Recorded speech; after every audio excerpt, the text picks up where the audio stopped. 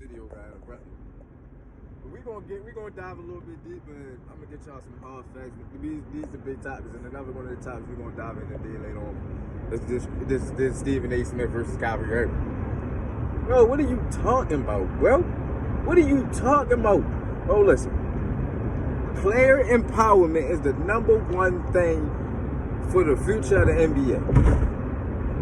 If it wasn't for player empowerment, it would be still like a hard cap. Players wouldn't be getting max dollars. Like the fact that the rookies get paid got us on a strict salary cap, the rookie contract, shit like that. That shit need to stop. There's a lot of things that player empowerment and what Kyrie Irving is striving for, and being a part of let's say something bigger. Like when you bring these companies, not even these companies, basketball teams, which is companies. These basketball teams, billions of dollars, like literally billions of dollars every year. Like you don't get no say. Like, hey, bro, I don't know what y'all talking about, bro.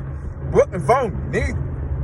I don't want to say. Ain't nobody coming to Brooklyn to watch Brooklyn play. Kyrie, except for Kyrie and KD. Like, that's the only reason they gonna come to Brooklyn to watch Brooklyn play. Spike Lee was at the game. Spike Lee don't go to Brooklyn games. Come on. Like, you're geeking. Like, this is all about the money. And players.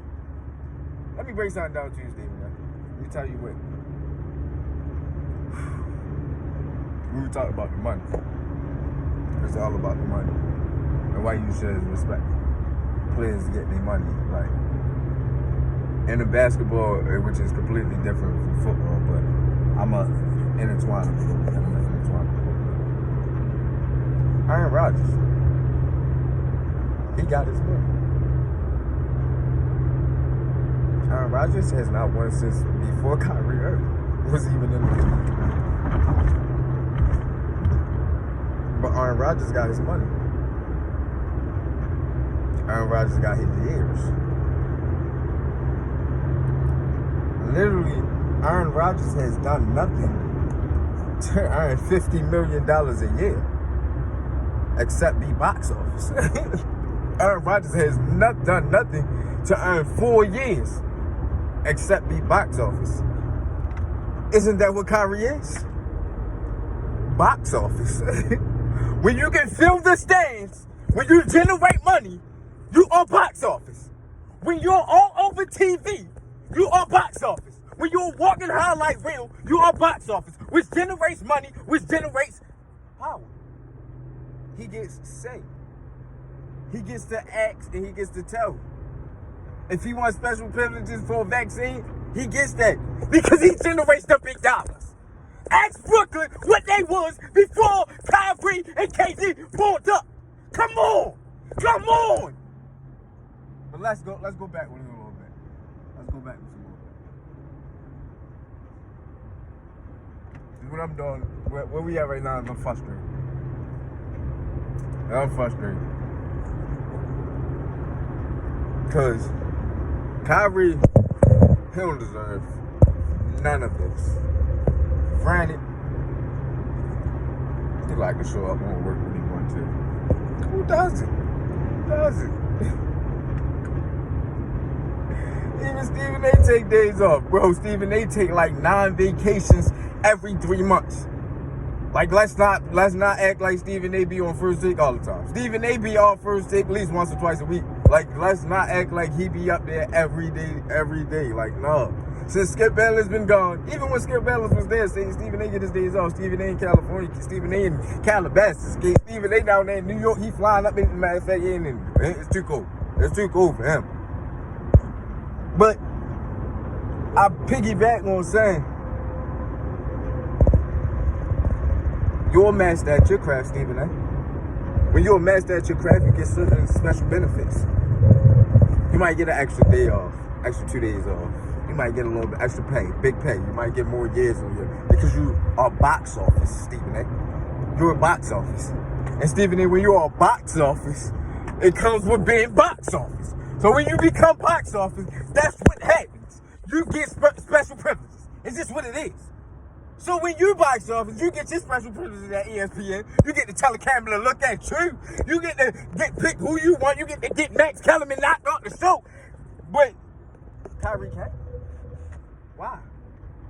It's entertainment. He's entertaining. You're entertaining us. Just like the special privileges you get, he get. It's a team. You and Molly is a team. You and Molly and Max was a team. You decided to go a different way.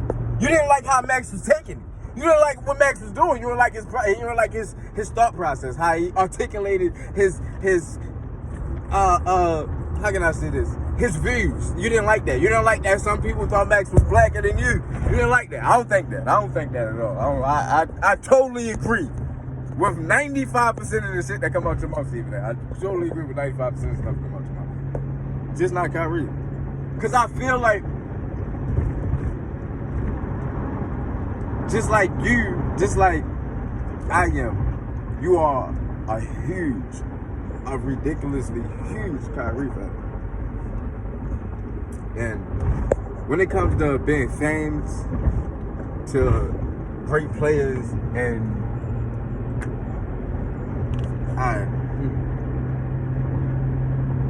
sometimes you just get disappointed.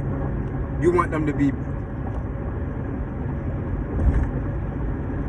all worldly all the time. You don't want there to be a blemish. You don't want it to be a letdown. That's what you think. It's a letdown. But when you're someone like a Kyrie Irving, someone like who says that I master my craft, he's mastering his craft. When you're mastering your craft, you're constantly learning. You're constantly teaching yourself. You're constantly adapting, trying to figure out new ways. This year was a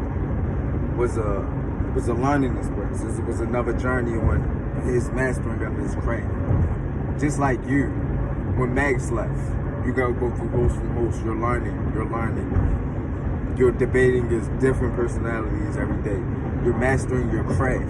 You felt like Max Kellerman was stopping you from mastering your craft.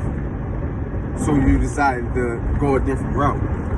And in that different route, you probably went through a couple weeks, couple months where your numbers wasn't as great because the Max lovers. But they didn't understand the vision that maybe that quarter, you might take it different. But in the long run, at the end of the year, it's something bigger. And that's how it is with the Nets. Like this year, it might be a little dip. They took a couple hardships. But in the near future, watch out. That's all I gotta say. Breaks me out.